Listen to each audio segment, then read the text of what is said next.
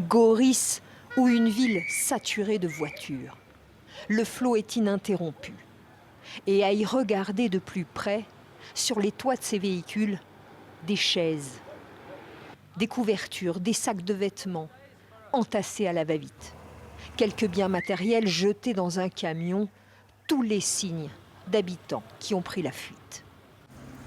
J'ai mis l'ordinateur et notre télé, et puis quelques vêtements et un peu à manger.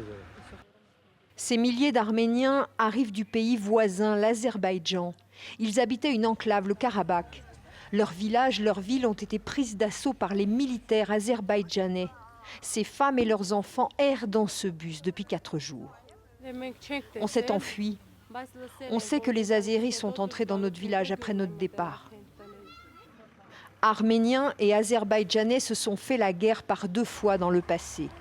Gaïanais et Levon Grégorian ont 79 et 82 ans. Ils étaient encerclés par les militaires. Tu sais de quoi on parle? Ils coupent des gorges, ils assassinent.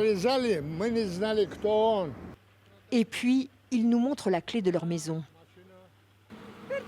Je l'ai emportée pour que les Azéris n'entrent pas chez moi. Dans le flot des réfugiés, ce père et ses fils qui dorment à l'arrière d'un camion.